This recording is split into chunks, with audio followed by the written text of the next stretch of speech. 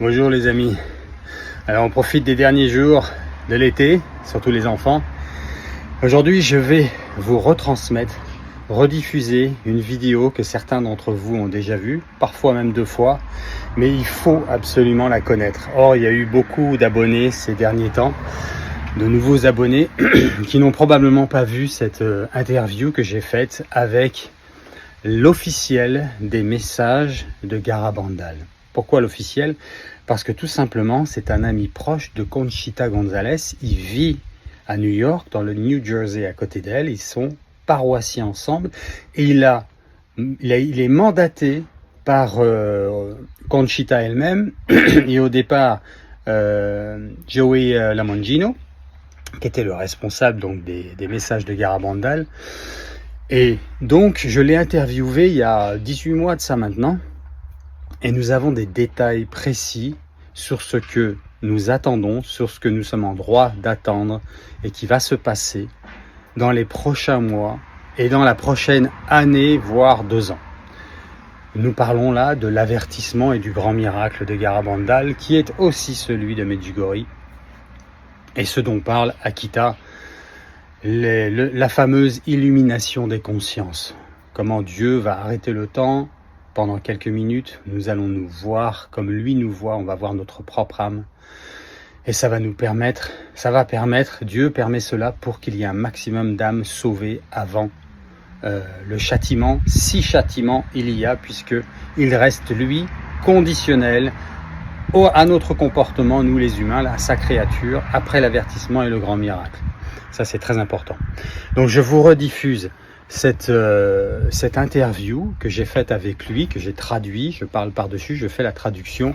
Elle est très enrichissante, elle est très détaillée, allez bien jusque la fin parce que c'est vers la fin que vous avez les détails des événements que nous allons vivre désormais et que nous sommes en droit d'attendre de manière assez précise, notamment au vu du synode sur la synodalité qui sera, enfin le compte-rendu apparemment est en octobre prochain, et ça c'est un événement clé, notamment avec ce fameux voyage du pape à Moscou, qui doit avoir lieu avant les événements, et le reste je vous laisse découvrir.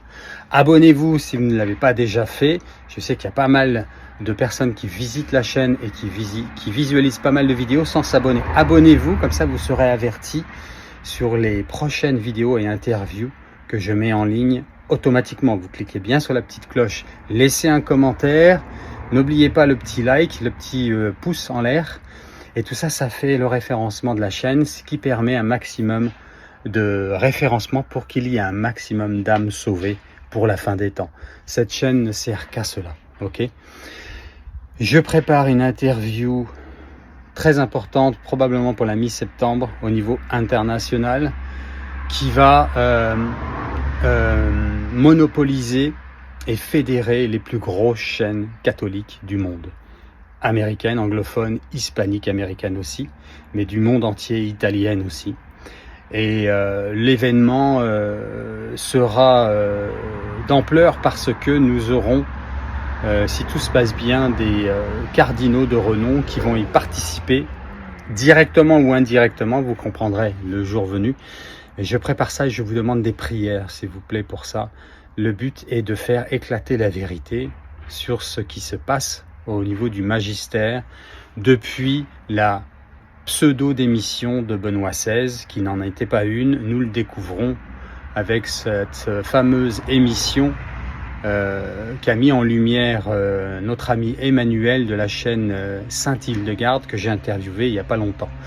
Donc là, on va l'emmener au niveau international avec des informations encore plus précises, encore plus à la source, des gens qui ne pourront pas montrer leur visage, des canonistes reconnus du Vatican, qui nous donnent des informations de l'intérieur, vous entendez bien, mais qui ne pourront pas se montrer parce qu'ils pourraient perdre leur emploi, puisqu'il y a un procès au Vatican justement pour démontrer que Benoît XVI n'a en fait pas démissionné, mais qu'il y avait une préparation de cela depuis 1983, les amis, avec le concours bien sûr, l'accord, la participation et même à la demande de Saint Jean-Paul II, avec le cardinal Ratzinger en ce temps-là, qui est devenu Benoît XVI.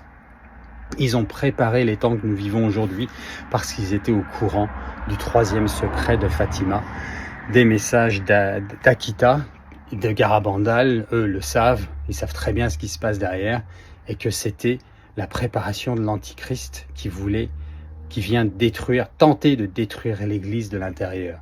Nous savons certes qu'il n'est pas possible qu'il réussisse, puisque le Seigneur Jésus nous l'a promis, et que Jésus n'est pas un menteur, et que les portes de l'enfer ne prévaudront pas sur l'Église, sa sainte Église qu'il a donnée, dont il a donné les clés à Pierre, donc au pape. Et vous allez voir comment c'est super ingénieux, comment Saint Jean-Paul II, oui, et Benoît XVI, ensemble, ont préparé la sauvegarde de la véritable Église apostolique. Alors je sais, je ferai une petite parenthèse, que les traditionalistes, il y en a même plusieurs sortes, apparemment. Il y a ceux qui s'arrêtent à Paul VI, et il y a ceux qui s'arrêtent à Pie XII. J'entends, je comprends tout ça.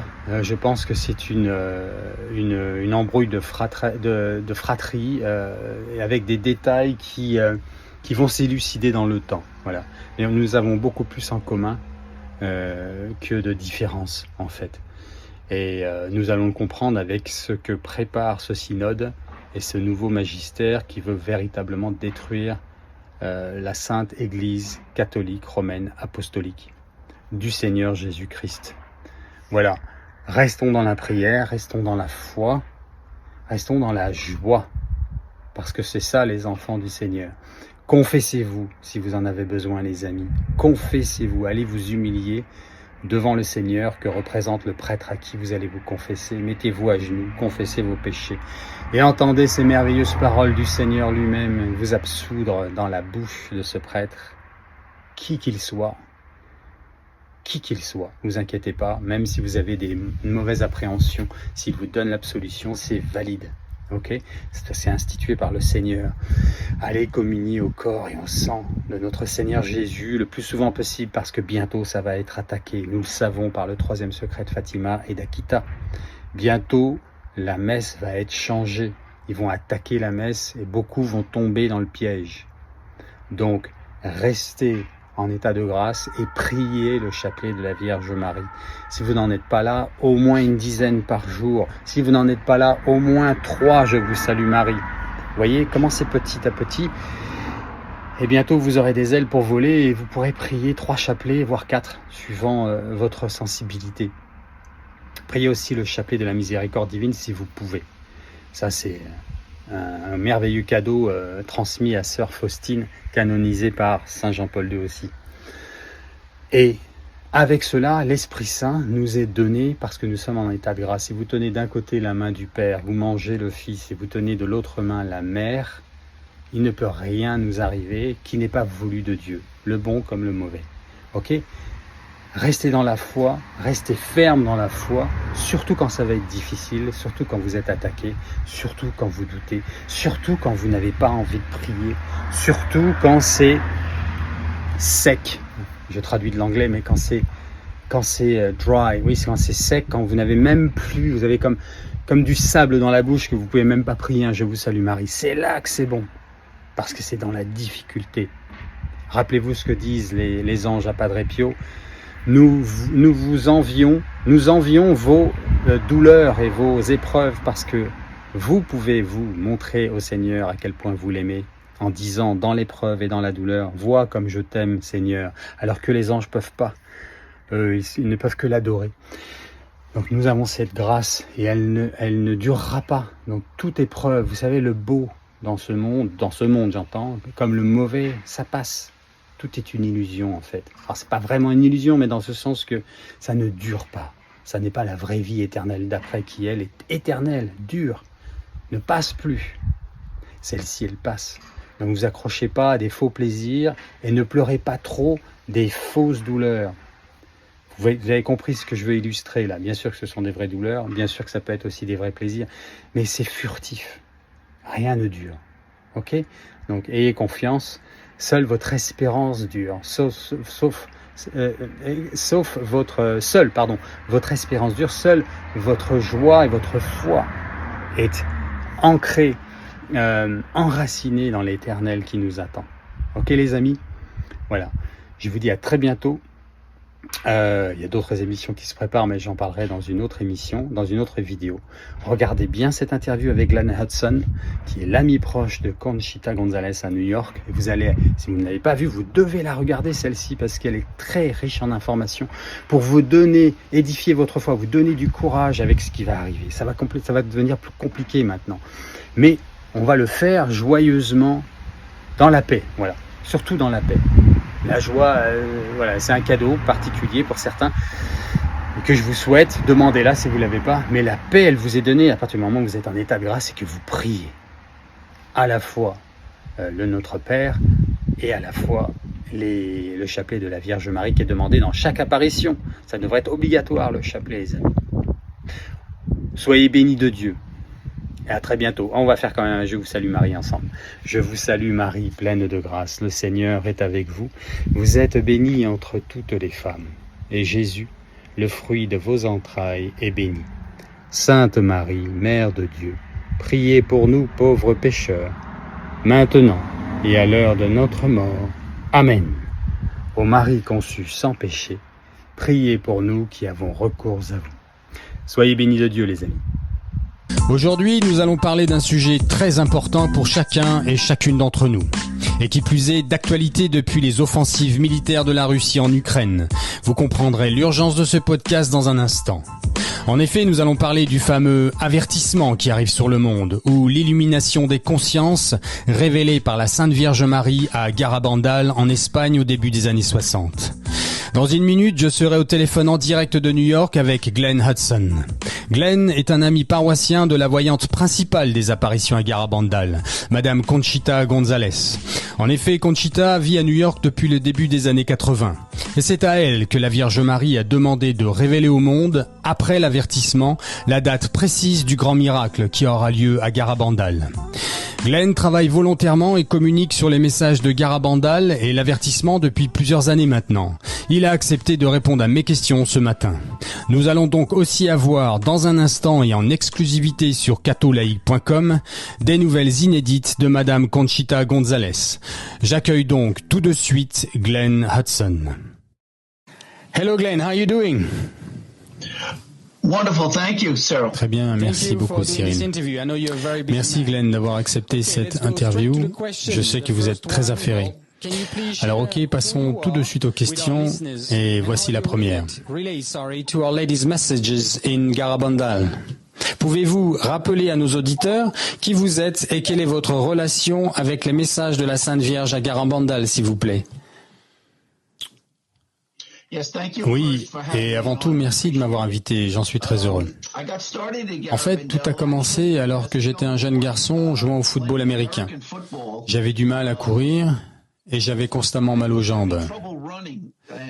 Ma mère décida de m'amener chez le docteur et les radios montrèrent que j'avais un début de maladie de la moelle osseuse dans mes jambes.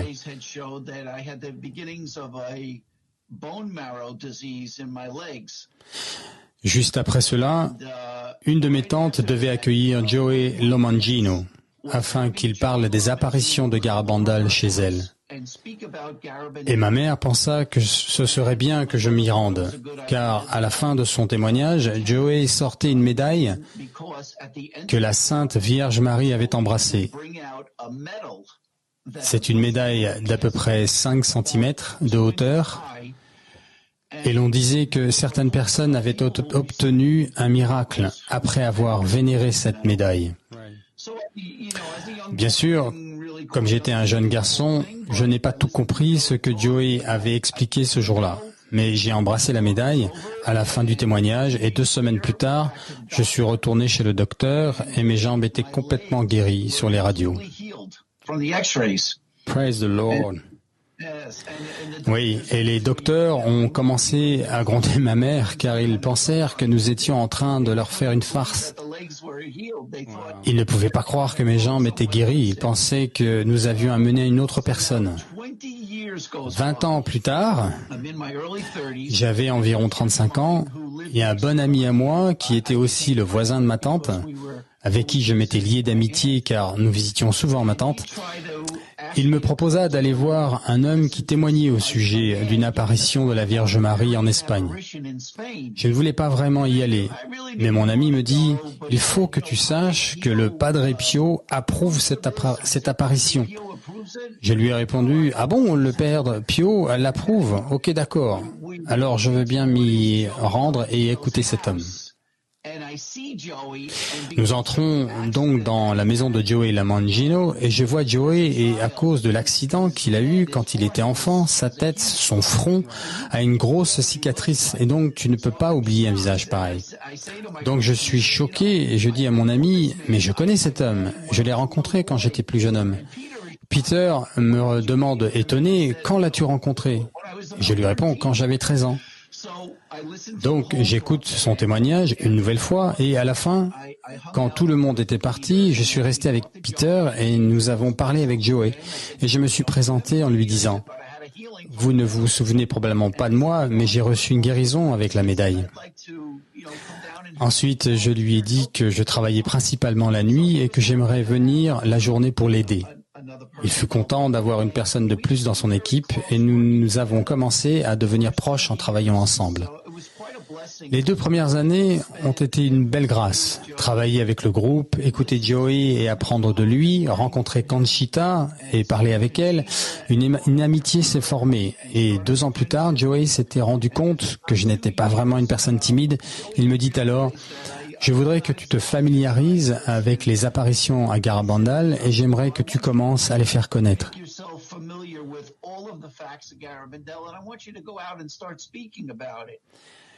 Et c'est ce que j'ai fait. J'ai littéralement lu chacun des livres qui existaient sur le sujet et Joey et Conchita étaient là si j'avais une question. Et c'est comme ça que ça a commencé. Plus tard, Joey fit de moi le directeur des relations publiques et j'ai réussi à obtenir plusieurs passages à la télévision catholique américaine chez Mère Angelica. Wow, EWTN, right. Oui, nous sommes passés sur cette chaîne à plusieurs reprises. Ensuite, malheureusement, Joey Lamangino décéda en 2014.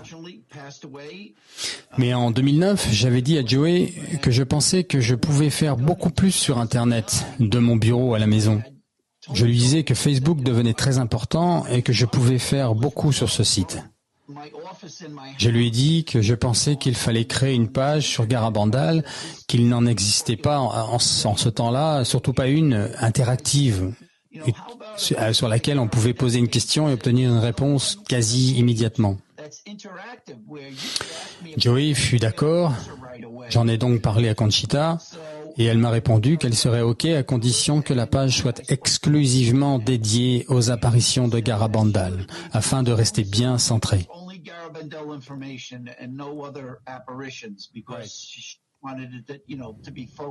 J'ai donc créé la page et elle a pris un peu de temps pour grandir. Mais aujourd'hui, elle possède 85 000 abonnés rien que sur la page anglophone.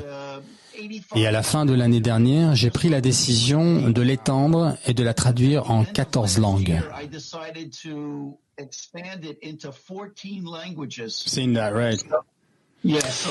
Donc, à ce sujet d'ailleurs, j'ai désormais une page en français et nous pourrions la transmettre à vos auditeurs.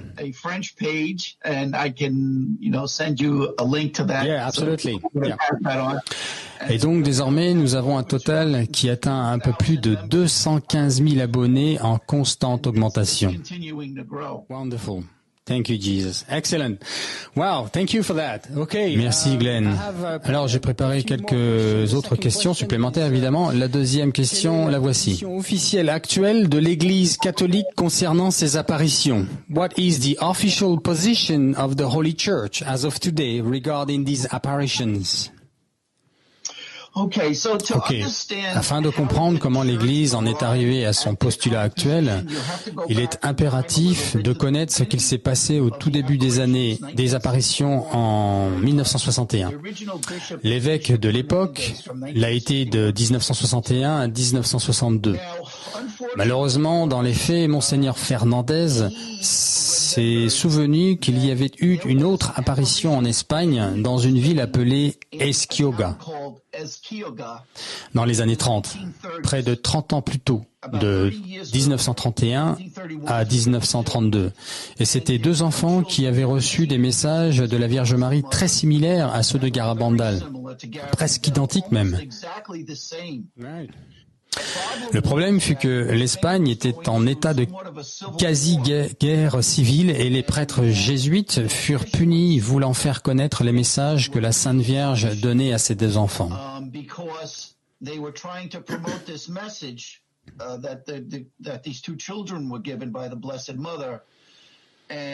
En ce temps-là, les socialistes et communistes étaient au pouvoir et ils demandèrent aux jésuites d'arrêter de parler de ces messages, allant jusqu'à tuer certains d'entre eux.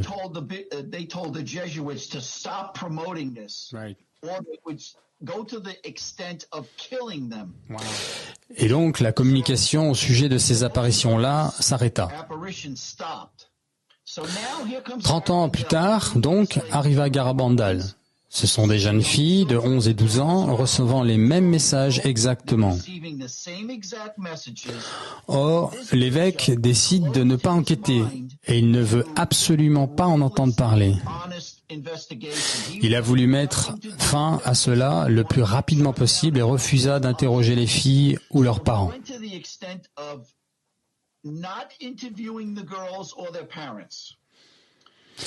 Ce qu'il décida de faire fut d'envoyer un prêtre en commission, avec des docteurs, avec ordre de mettre un terme à cette situation et de prouver que ces apparitions étaient fausses.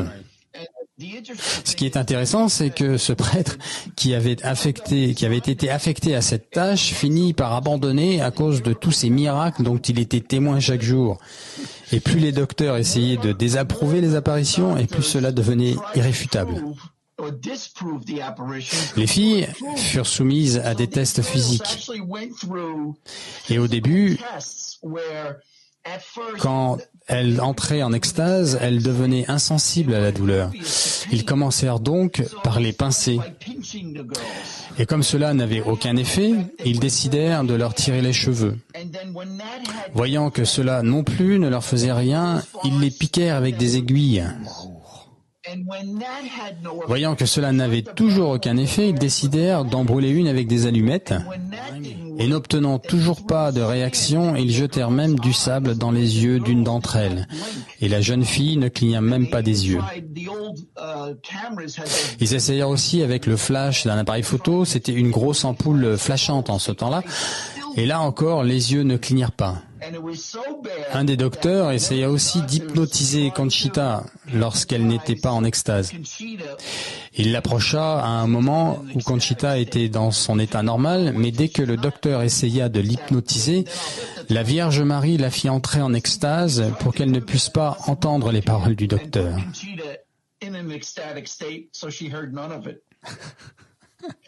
Excellent. Donc, ce semblant d'enquête par l'évêque n'obtenut aucune preuve de supercherie concernant les apparitions. Voilà pourquoi, en fait, il n'envoya jamais aucun rapport au Vatican. Donc, l'Église, d'un côté, entend beaucoup de choses positives au sujet de Garabandal, et de l'autre, attend le rapport de l'évêque qui n'arrivera donc jamais, car l'évêque n'arrive pas à obtenir ce qu'il veut, lui. Il faut savoir que l'Église possède 3 niveaux d'état d'enquête pour toute apparition en général. Le premier niveau est que l'apparition est reconnue. Le deuxième niveau est qu'elle n'est pas reconnue par l'Église. Et le troisième s'appelle non constat des supernaturalités. Pas simple à prononcer. Et ce que cela veut dire et qu'ils ne sont pas certains que ce soit supernaturel. Et cela fut donc la position temporaire de l'Église en ce temps-là pour Garabandal. Ok, maintenant avançons un peu dans le temps. En 1966, le Vatican appelle Conchita à Rome avec sa maman. Elle sera interrogée pendant 2h30 avec le cardinal Ottaviani. Et il sera convaincu après ces 2h30 que Conchita dit la vérité. Et le jour suivant, Conchita rencontre le pape Paul VI.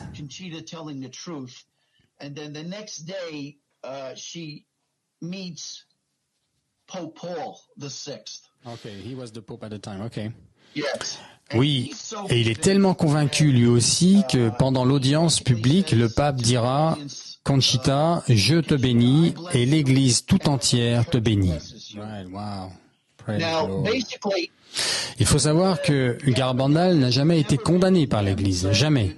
Donc ne croyez pas certains messages circulant sur Internet, ça n'est pas vrai. L'Église est toujours à l'étude. Et c'est très intéressant car tu te souviens quand je te disais que le prêtre qui avait été envoyé sur place par Monseigneur Fernandez pour dénigrer les apparitions, eh bien, on peut y voir que Dieu a le sens de l'humour car le même prêtre deviendra au début des années 80 l'évêque des lieux à Santander, dont dépend Garabandal, Monseigneur Del Val Gallo. and in 1987, Et en 1987, il commence une nouvelle commission et cette commission fera un rapport honnête et sera envoyée au Vatican. report, and that is sent to the Vatican. Right. What year was that, he said? Quelle année?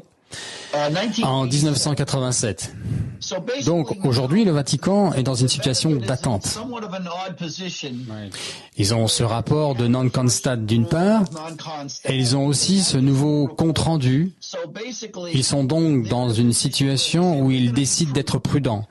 Les autorités disent croire ce qu'a dit Conchita, mais ils savent aussi qu'elle a donné la date du grand miracle au pape. Donc, ils ont cette date précise et se disent « Ok, nous allons attendre. Et si ce grand miracle se passe le jour qu'elle nous a donné, alors nous reconnaîtrons les apparitions. » then we can approve the apparition. Okay, so Paul VI Ah, donc le, did get le the pape date Paul of the VI miracle. connaissait la date du grand miracle. Yes, that's what we're. Oui, c'est ce qui a été imprimé dans le Garabandal Magazine.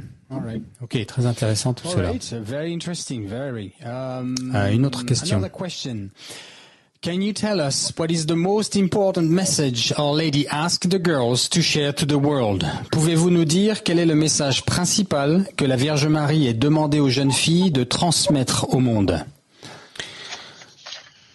Well, I'm Ok, gonna break this je down vais vous into, répondre à cela en créant trois catégories. Parce que honnêtement, tout ce qu'elle a dit est très important. everything she said was La première chose que la Vierge Marie a fait est de leur donner des messages chaque jour she gave the pour leur expliquer comment vivre leur vie. to Et le tout premier de ces enseignements a été de comment prier le rosaire. thing she did was she taught the girls the rosary. Et c'est en fait le premier miracle dont les habitants de Garabandal ont été témoins, parce que on parle ici de jeunes filles de 11 et 12 ans récitant un rosaire en entier, 153 Je vous salue Marie organisés en 15 mystères. Girls may have heard a rosary and know Or, les parents savent très bien qu'elles ont pu entendre la récitation du rosaire ici et là, mais elles ne peuvent absolument pas prier d'elles-mêmes le rosaire en entier, ça ne pouvait être qu'un miracle. about, you know, Marie leur transmit aussi d'avoir un grand respect pour les prêtres, reverence pour la Sainte Eucharistie, l'humilité, la modestie, la piété, l'obéissance. Mais la chose la plus importante que la Vierge Marie leur a dit est que par-dessus tout, lead good life. nous devons vivre de bonnes vies, droites et pieuses. Voilà pour la première partie. She actually left Marie leur laissa aussi deux messages très importants. Ces deux messages furent d'ailleurs écrits de suite, et je vais te les lire pour m'assurer de bien les transmettre. so Le premier fut donné le 18 octobre 1961. Le voici. the first one was on October 18th, 1961. Nous devons faire beaucoup de sacrifices, faire beaucoup de pénitence et visiter souvent le Saint-Sacrement. Mais avant tout, nous devons vivre de bonnes vies, droites et pieuses. Si nous ne le faisons pas, Will befall un châtiment viendra sur nous. La coupe est déjà presque remplie et si nous ne changeons pas, un très grand châtiment viendra sur le monde. the second Le message deuxième message fut donné le 19 juin 65. 1965. Puisque mon message du 18 octobre n'a pas été écouté et n'a pas été transmis au monde, je viens vous dire que celui-ci est le dernier message. Advising you that this is the last one. Auparavant, la coupe était presque pleine. Désormais, elle déborde. beaucoup de cardinals, beaucoup d'évêques et beaucoup de prêtres sont sur la route de la perdition et amènent beaucoup d'âmes avec eux. De moins en moins d'importance est donnée au Saint-Sacrement. Vous devez stopper la colère de Dieu par vos efforts. Si vous lui demandez pardon avec un cœur contrit, il vous pardonnera. Moi, votre mère, par l'intercession de l'archange Saint-Michel, je vous demande de corriger vos vies. Ceci est le dernier avertissement. Je vous aime beaucoup et je ne veux pas votre condamnation. Priez-nous avec sincérité et nous vous répondrons favorablement. Vous devez faire plus de sacrifices. Pensez à la passion de Jésus. Amen. Ok, maintenant la dernière partie. La Vierge Marie nous a donné 3 prophéties sur les événements à venir. Le premier s'appelle l'avertissement. Alors, que sera l'avertissement? Eh bien, un jour, dans le futur, tout le monde verra quelque chose qui ressemblera à 2 étoiles entrant en collision dans le ciel, s'entrechoquant, ce qui vraisemblablement va créer une grande explosion dans le ciel. Alors attention, Conchita avait 12 ans et elle a dit que ça ressemble à 2 étoiles entrant en collision. Donc ça pourrait être tout autre chose. Je dis cela parce que certaines personnes sont déjà en train de chercher 2 étoiles pouvant s'entrechoquer dans le ciel.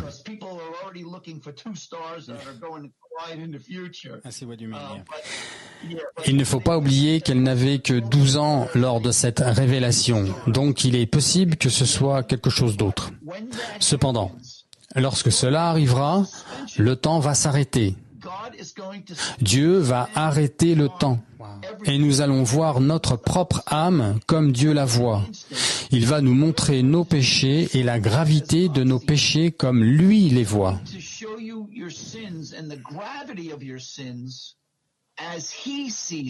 Lord have mercy. Alors, ce que j'entends souvent de la part des catholiques, c'est qu'ils disent « Je suis allé me confesser, et j'ai confessé mes péchés et j'ai été pardonné. » I went to confession. I confessed it. I've been forgiven. I'm not going to. I was actually thinking that. J'étais justement en train de penser à ça, figure-toi. Classique. I've only heard that remark about. On me fait très souvent cette remarque, donc j'essaye toujours de l'expliquer d'une manière compréhensible pour tout le monde. Ce dont nous parlons ici n'est pas d'une punition, c'est un enseignement. Je leur demande ceci, dis-moi, à ton avis, comment Dieu voit-il par exemple la différence entre tel ou tel péché? Et ils me répondent en général, je sais pas. Je leur réponds exactement. Nous ne pouvons pas savoir parfaitement comment même un petit péché véniel peut offenser Dieu. Et il va nous éduquer en ce sens. Il va nous montrer comment même un petit péché l'offense et comment les grands péchés l'offensent bien sûr aussi. Et j'essaye de leur dire de cette manière.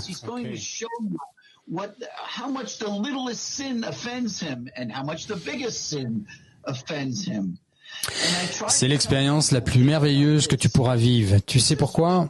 Parce que tu vas recevoir un morceau de la connaissance parfaite, la connaissance qu'a Dieu. N'est-ce pas merveilleux? Tu vas pouvoir voir ce que Dieu voit. Donc il faut l'accueillir comme un miracle et cela va nous aider à corriger nos vies. Donc ce jour-là s'appelle l'avertissement. Certaines personnes l'appellent l'illumination des consciences. De plus, pour appuyer l'avertissement, Dieu va faire un grand miracle. Et je crois que ce grand miracle aura lieu la même année et probablement quelques semaines ou quelques mois après l'avertissement. Within weeks or months of the warning. You, Glenn, believe that. Toi, Glenn, tu penses ça? Oui, à travers mes nombreuses recherches, je crois cela. Et si vos auditeurs désirent en savoir plus à ce sujet, qu'ils n'hésitent pas à venir sur nos pages Facebook, me le demander et je leur fournirai des informations écrites et détaillées. Very good. How Merci, Glenn. arrived at that opinion. Okay, thanks, man. Yeah. So now, Ok, la raison pour laquelle Dieu va faire ce grand miracle, c'est parce qu'il y aura encore des sceptiques après l'avertissement. the warning. Some people will be skeptical as to what they just experienced. Il y aura des personnes qui se demanderont ce qui vient de leur arriver, donc ce que Dieu va faire à travers ce dernier acte de miséricorde envers nous, ses créatures, est de faire un grand miracle physique. He has already chosen. Et il a déjà choisi un jour pour le faire et l'a révélé à Conchita.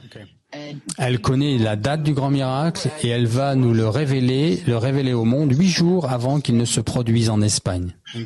À Garabandal? Yes. Oui, à Garabandal.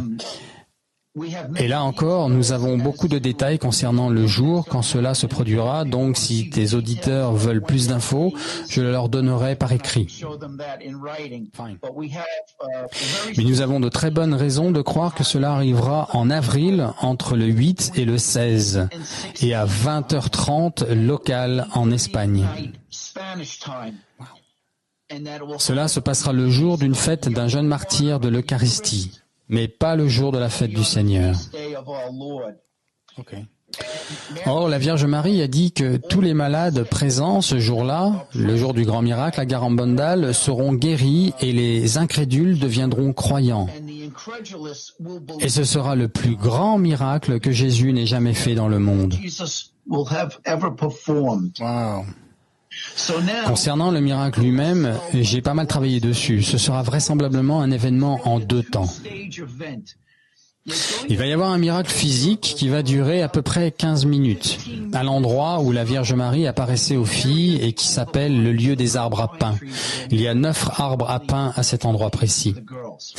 À la fin de ce miracle, après cette quinzaine de minutes, donc, Dieu va faire apparaître et laisser un signe qui restera là jusqu'à la fin du monde et que personne ne pourra ni toucher, ni enlever, ni détruire, jamais.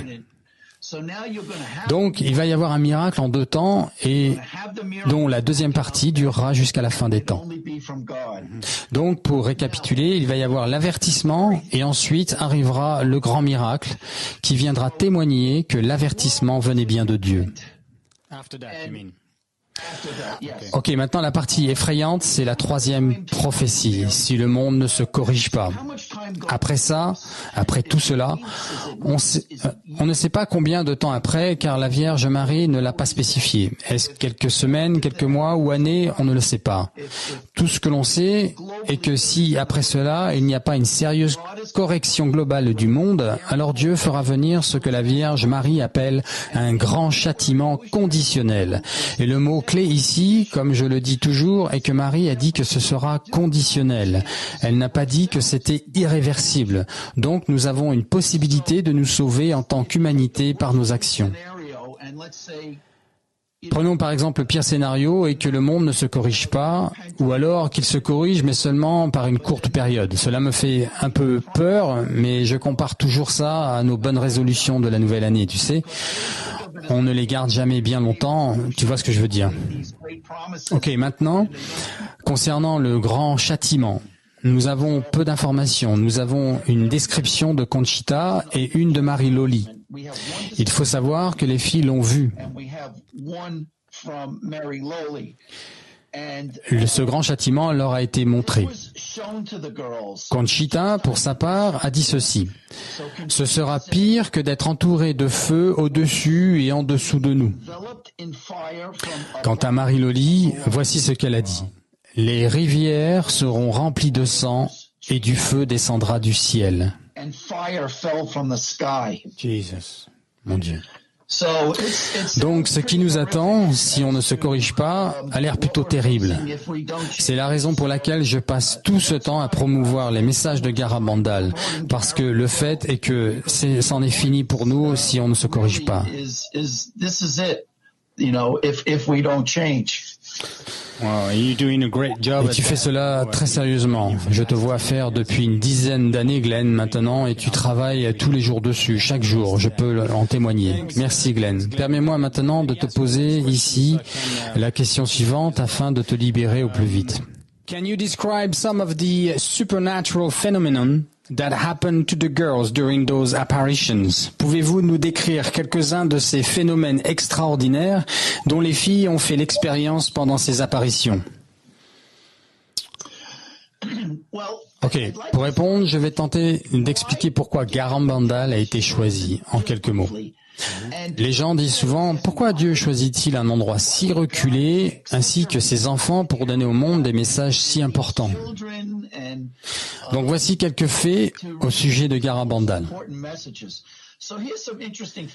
Premièrement, chaque individu dans ce village, plus ou moins 300 personnes en ce temps-là, sont tous des catholiques pratiquants. La deuxième chose est que cet endroit a été comme préservé du monde moderne. Par exemple, il n'y avait pas d'électricité, pas de télévision, pas de salle de cinéma. Il n'avait pas d'influence extérieure sur ce village. Almost uncorrupt, comme non corrompu. Oui, ça n'est pas corrompu. Et la chose que j'ai trouvée très intéressante, après avoir parlé avec plusieurs personnes qui y sont allées ou qui ont vécu là-bas, c'est que Garabandal est le seul lieu d'apparition que je connaisse, et même le seul endroit au monde que je connaisse, où depuis plus de 500 ans, chaque nuit, on y prie le rosaire. En ce qui est merveilleux, c'est que Marie a dit à Conchita, Dieu aime cet endroit, il est sacré. C'est juste bouleversant d'ailleurs. Merci Seigneur. Donc voilà les choses surnaturelles les plus importantes. Je pourrais t'en parler pendant des heures tellement il y en a, mais celles-ci sont les plus importantes. Donc la première partie, je te l'ai déjà dit, était ces jeunes filles priant le rosaire en entier. Nous avons aussi parlé des examens médicaux que les docteurs leur ont imposés.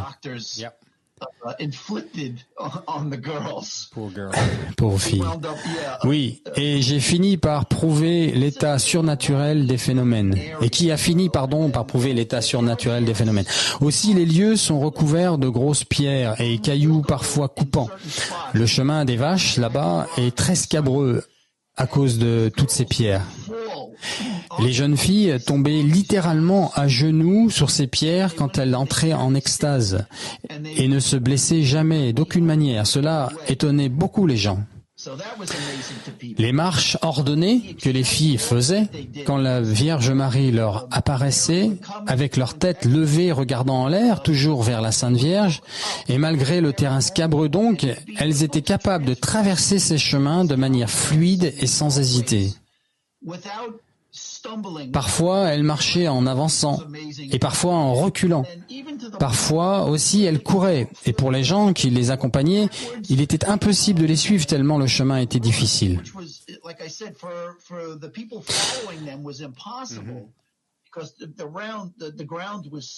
Les filles avaient aussi la capacité de se soulever l'une et l'autre en état d'extase. Et pourtant, 2 hommes adultes ensemble n'étaient pas capables de soulever une seule de ces filles. Aussi, une des choses incroyables qui se passait la nuit, c'est que quand les gens du village ont commencé à être au courant des apparitions et que de plus en plus de monde a commencé à se rendre là-haut, ils voulaient que la Sainte Vierge embrasse leurs objets de dévotion. Et ils installèrent donc une table sur laquelle les gens entassaient des sacramentaux, des médailles, des chapelets, des bagues de mariage même. Or, les filles étaient capables de prendre un chapelet, et bien qu'il fût entremêlé avec les autres, elles le soulevaient et ce dernier se détachait tout seul de la mêlée. La Vierge Marie l'embrassait et les filles, tout en continuant à regarder la Sainte Vierge, en l'air donc, traversant la foule, étaient capables de retrouver son propriétaire. Oh, wow. Look at that. Incroyable. Et non seulement elle le faisait avec des chapelets, mais elle le faisait aussi avec des bagues de mariage, les rendant ensuite aux bonnes personnes. Un miracle. Oui, il existe aussi une photo, un Polaroid que Conchita a prise de la Vierge Marie au milieu des nuages. Elle est assez claire et chacun peut y voir une silhouette toute blanche. Il a existé par ailleurs le seul enregistrement de tous les lieux d'apparition mariale que je connaisse du fait que les gens voulaient entendre la voix de Marie. Et ils donnèrent donc un enregistreur aux filles, un de ces vieux enregistreurs cassettes. Donc, ils demandèrent à Marie, « S'il vous plaît, nous voudrions que tout le monde soit convaincu, pourriez-vous parler ?» Et ils ont enregistré la Vierge Marie répondre, « Non, je ne le ferai pas, je ne parlerai pas, pardon. » Oh mon Dieu, vraiment? On entend cela sur la cassette? Eux l'ont entendu. Ah, eux. Oui, les gens de ce groupe l'ont entendu, oui. Puis ils descendirent le magnéto en bas de la colline de l'apparition pour le faire écouter à tout le monde. Et cette fois-ci fut la toute dernière fois que la cassette put lire l'enregistrement de la voix de Marie. Donc ils ont tous témoigné du fait qu'ils ont entendu la voix d'une femme disant « Non, je ne parlerai pas ». Mais c'est le seul endroit d'apparition que je connaisse où il s'est passé cela. Marie était aussi capable de reconnaître les prêtres habillés en civil alors qu'ils essayaient de la piéger, ce qui n'était pas très malin. Mais très probablement la chose la plus irréfutable, le plus grand miracle fut le fait que, puisque Conchita demandait toujours de grandes choses, des signes qui permettraient d'obtenir que les gens ne doutent plus de sa présence ici, alors la Vierge Marie annonça 15 jours à l'avance que Conchita allait recevoir en extase la Sainte Eucharistie sur sa langue, une hostie visible par tous sur sa langue. Le 18 juillet 1962, ceci a été d'ailleurs surnommé le petit miracle, Conchita entre en extase donc, tombe à genoux et il faut savoir qu'elle est entourée par une foule de gens, car l'information sur cet événement avait circulé et on est d'ailleurs 1 an après le début des apparitions. Il y a de fait sur place des centaines de gens autour d'elle et à ce moment précis, les gens qui l'entourent ne sont pas nécessairement tous des proches ni la famille de Conchita seule. Plusieurs différentes personnes ont donc filmé et photographié la scène. Et soudain, cette hostie illuminée apparaît devant tout le monde. Another thing, Glenn. Autre chose, Glenn, sur ta page Facebook, tu parles d'événements précurseurs qui auront lieu avant l'avertissement. Tu peux nous en parler un petit peu, s'il te plaît?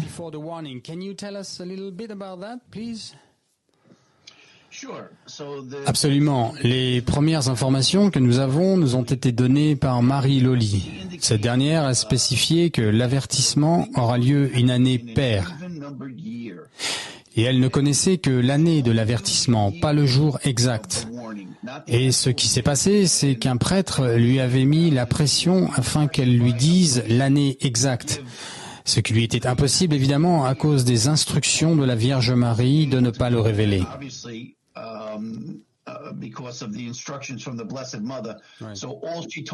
Donc tout ce qu'elle a répondu au prêtre fut cela, que ce sera une année paire. Mais aussi, la Vierge Marie a révélé 3 événements à Conchita qui se passeront avant l'avertissement. Donc voici ces 3 événements spécifiques auxquels nous pouvons nous attendre. Le premier est un synode. Or, dans les années 60, les synodes n'existaient pas encore, ce qui interrogea tout le monde quant au terme utilisé.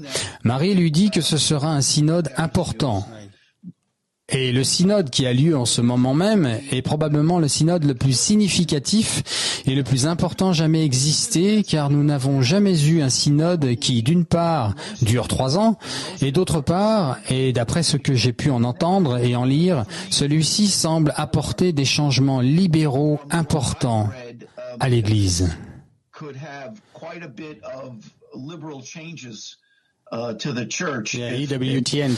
Oui, en effet, la chaîne américaine catholique en parle beaucoup ces derniers temps.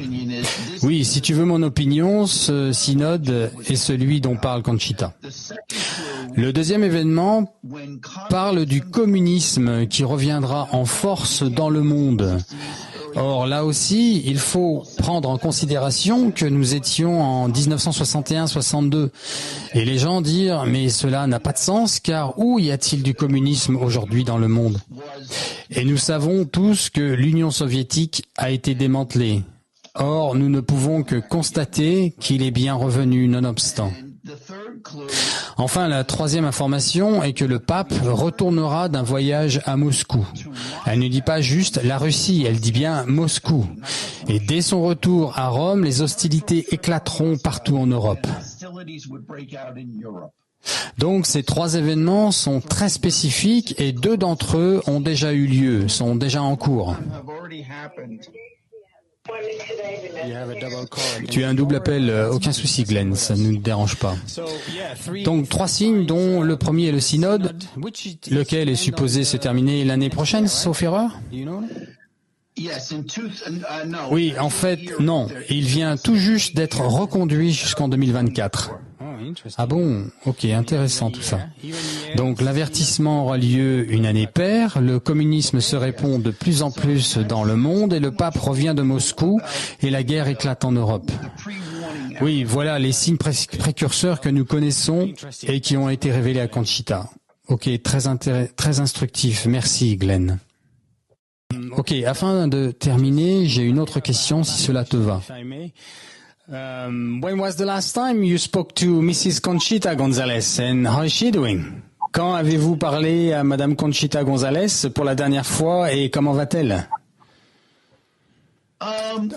Tu sais, quand tu es ami avec quelqu'un et tu ne penses pas à autre chose, c'est une amie. Je l'appelle si j'ai besoin. Nous sommes passés la voir avec mon épouse il y a 2 semaines, de cela dimanche après-midi. Ce n'est pas comme si nous avions quelque obligation, ni elle d'ailleurs. Si on a besoin de parler de quoi que ce soit, on s'appelle. Et ce qui est bien avec le fait d'être ami, d'être son ami, c'est que nous avons les mêmes sujets de conversation que tu as avec n'importe quel autre ami. Tu vois ce que je veux dire? Comment va ta famille? Comment vas-tu? On parle de sport, elle aime le football et le football américain aussi. Nous avons aussi parlé de la Coupe du Monde qui aura bientôt lieu. Donc tu vois, nous avons cette sorte d'amitié régulière où nous échangeons sur toutes choses. Elle a 73 ans aujourd'hui, elle est en très bonne santé et elle est très positive. Je dirais qu'elle vit une vie calme, humble et spirituelle. Elle va très bien. She's in very good health, very good spirits. She leads a quiet, humble spiritual life. But she's very well.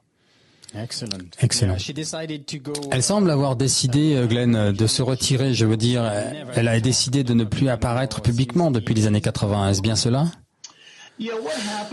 Oui, ce qui s'est passé en fait, c'est qu'elle avait déjà donné beaucoup d'interviews, écrit des livres, passé à la radio, sur plusieurs télévisions, et ça pendant 20 ans, 20 années. Waouh, oui, en effet. Je lui avais dit, d'ailleurs, moi, je lui ai posé cette question, pourquoi elle ne faisait plus d'interviews. Elle m'avait répliqué, tu sais Glenn, pendant 20 ans, j'ai répondu à toutes les questions qu'on me posait. Or, les gens ne veulent pas écouter.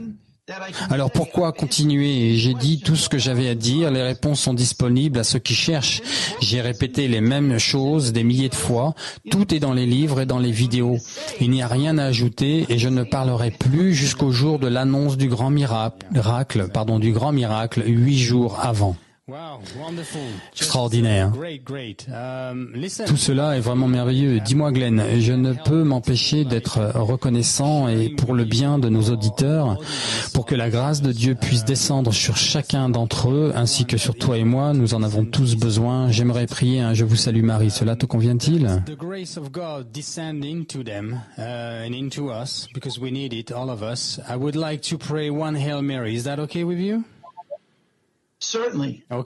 Certainement.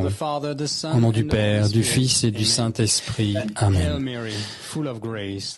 Je vous salue, Marie, pleine de grâce. Le Seigneur est avec vous. Vous êtes bénie entre toutes les femmes, et Jésus, le fruit de vos entrailles, est béni. Sainte Marie, Mère de Dieu, priez pour nous pauvres pécheurs, maintenant et à l'heure de notre mort. Amen. Au nom du Père, du Fils et du Saint-Esprit. Amen.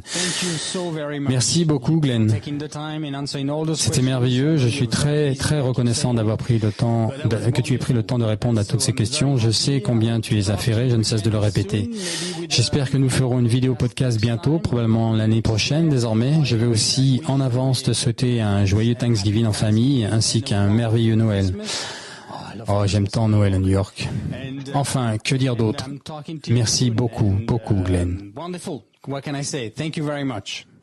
And Cyril, I want to thank you. Cyril, je tiens à te remercier pour cette opportunité de transmettre les messages de Garabandal à une toute nouvelle audience, et ils sont bien sûr les bienvenus sur nos pages afin d'en connaître davantage sur ce qu'il s'est passé et de le partager autour d'eux avec leurs amis et familles. Oui, absolument. Nous allons insérer les liens dans ce podcast et sous la vidéo YouTube pour qu'ils puissent s'abonner à ta page, voir ton visage, à quel point t'es beau gosse. Et s'ils veulent entrer en contact avec toi ou quoi que ce soit. Merci encore Glenn, sois béni. Voilà les amis, émission enregistrée ce week-end. Nous arrivons à la fin de cet épisode. Ces informations, vous l'avez compris, sont essentielles pour le monde et chacun d'entre nous. Je vous demande donc de bien vouloir les partager sur l'ensemble de vos réseaux sociaux, mais aussi et surtout, dans la charité chrétienne, préparez vos proches, vos familles et vos amis. En outre, permettez-moi cette invitation fraternelle. Si vous ne l'avez pas déjà fait, allez vous confesser à un prêtre, lequel vous donnera volontiers l'absolution du Seigneur. Vous avez tout à gagner et absolument rien à perdre. Au prochain épisode, je reçois le père Guy Pagès de l'archidiocèse de Paris. Avec le père Pagès, nous allons tenter de comprendre pourquoi est-il devenu si difficile de trouver l'amour et de fonder une famille en France pour les catholiques d'aujourd'hui. Au reste, plusieurs autres émissions se préparent, mais je vous en dirai un peu plus ultérieurement. Dieu nous aime, les amis. Dieu nous aime à la folie de la croix. Soyez bénis.